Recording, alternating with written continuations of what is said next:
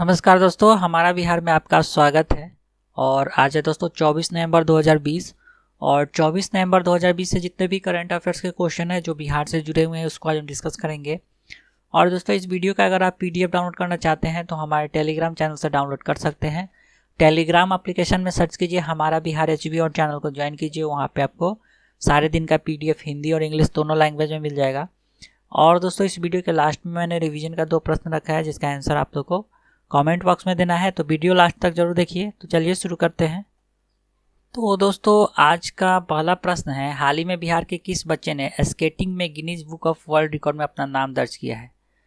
तो स्केटिंग में Guinness book of world record में अपना नाम दर्ज किया है मानवेंद्र श्रीवास्तव ने। ठीक है, सी ऑप्शन इसका सही हो गया। और इन्होंने क्या किया है, तो मात्र 11 वर्ष के मानवेंद्र ने स्केट पर विश्व की सबसे लंबी कोंगा लाइन बनाकर Guinness book of world record में अपना नाम दर्ज किया है।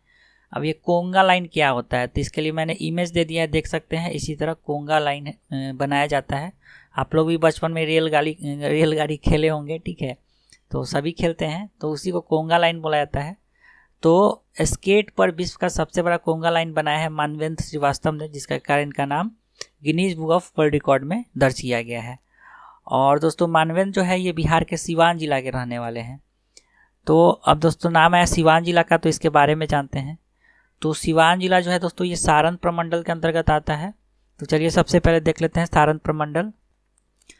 तो दोस्तों ये आ गया बिहार का मैप जिसमें बिहार के सभी प्रमंडल को दर्शाया गया है।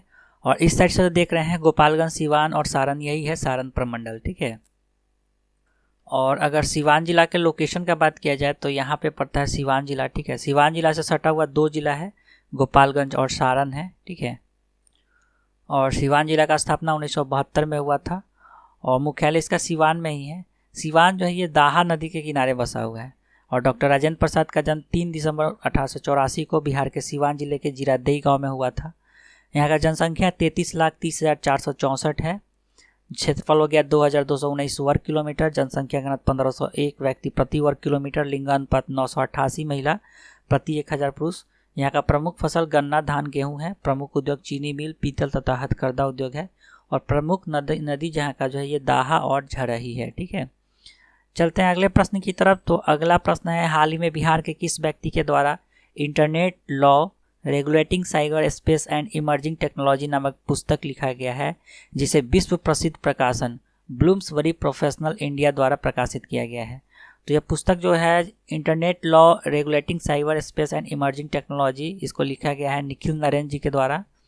ए ऑप्शन इसका सही हो गया। निखिल नरेन जी पटना के रहने वाले हैं। और इस पुस्तक का फॉरवर्ड जो है ये भारत के पूर्व मुख्य न्यायाधीश दीपक मिश्रा ने लिखा है। निखिल के अलावा इस पुस्तक को लिखने में सिम्बोसिस नोएडा के 12 छात्रों ने रिसर्च में भी सहायता किया है। और कवर पेज देख सकते हैं बुक का। ठीक है, अगला प्रश्न है, मून रिसोर्स मैनेजमेंट सिस्टम किससे संबंधित है? तो मून रिसोर्स मैनेजमेंट सिस्टम जो संबंधित है ये सर्विस बुक डिजिटाइजेशन से संबंधित है। ठीक है, ये ऑप्शन इसका सही हो गया।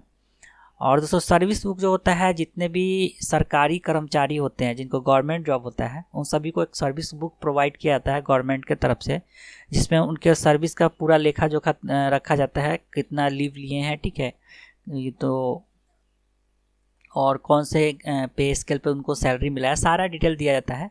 तो पहले यह फिजिकल मिलता था, एक बुक टाइप का, डायरी टाइप का होता था, मिलता था, लेकिन इसको अब डिजिटल तरीके से दिया जाएगा और इसी का डिजिटाइजेशन किया जा रहा है मून रिसोर्स मैनेजमेंट सिस्टम के द्वारा।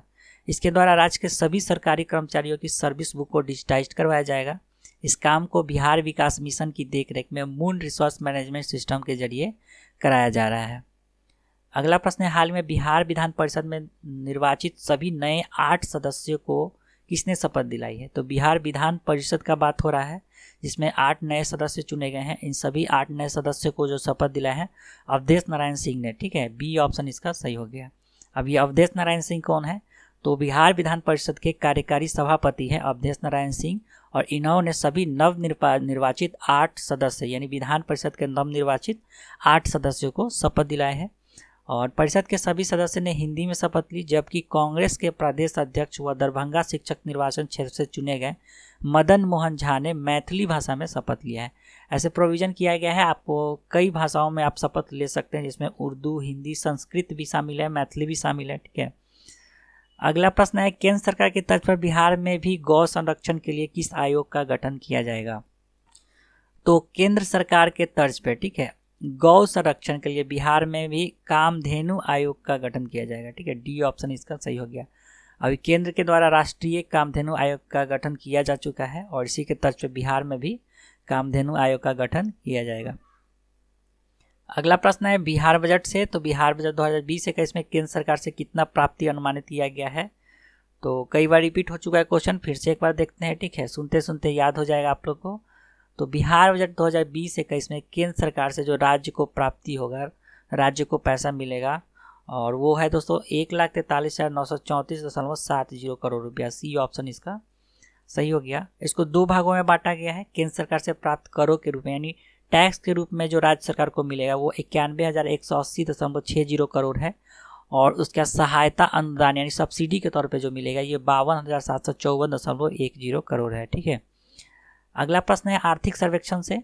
तो आर्थिक सर्वेक्षण के अनुसार वर्ष 2018-19 में बिहार की अर्थव्यवस्था की वृद्धि दर स्थिर मूल्य पे कितना रहा है। तो बहुत VBI क्वेश्चन है। ग्रोथ रेट तो मैक्सिमम पूछ ही लिया जाता है। तो बिहार का जो अर्थव्यवस्था का ग्रोथ रेट है, तो ठीक है, ये स्थिर मूल्य पे पूछा जा रहा है। तो स्थिर मूल्य पे हो जाएगा 10.53%। ठीक है, और एक होता है वर्तमान मूल्य पे। तो वर्तमान मूल्य पे अगर ग्रोथ रेट पूछा जाता है तो 15.01% हो जाएगा। अगला प्रश्न है दोस्तों, ये जनगणना से है। तो जनगणना 2011 के आधार पर सर्व भारत की तुलना में बिहार का जनसंख्या घनत्व क्या है। तो सर्व भारत की तुलना में बिहार का जनसंख्या घनत्व जो है ये लगभग 2.90 गुना अधिक है। ठीक है, भारत से। ए ऑप्शन इसका सही हो गया। भारत का और बिहार का दोनों का जनसंख्या घनत्व देख लेते हैं। तो भारत का जनसंख्या घनत्व अगर देखा जाए तो 382 व्यक्ति प्रति वर्ग किलोमीटर है। बिहार का जनसंख्या घनत्व है 1106 व्यक्ति प्रति वर्ग किलोमीटर। ठीक है, नेक्स्ट चलते हैं प्रश्न की तरफ। यह भी जनगणना से लिया गया है।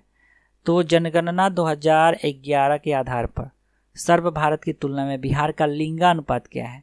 तो बिहार का लिंगानुपात कम है भारत की तुलना में। ठीक है, ए ऑप्शन इसका सही हो गया। भारत का लिंगानुपात 943 है, जबकि बिहार का लिंगानुपात कितना है 918। ठीक है, तो कम है। तो दोस्तों ये था आज का करंट अफेयर्स। चलते हैं रिवीजन की तरफ। तो रिवीजन का पहला प्रश्न था हाल ही में बिहार के किस जिले में चांदन नदी में पुराने भवनों के अवशेष मिले हैं। तो यह बांका जिला में मिला है। ठीक है, ए ऑप्शन इसका सही हो गया। नेक्स्ट था हाल ही में बिहार विधान परिषद में आचार समिति का अध्यक्ष किसे मनोनीत किया गया है। तो सुशील कुमार मोदी जी को। बी ऑप्शन सही हो गया।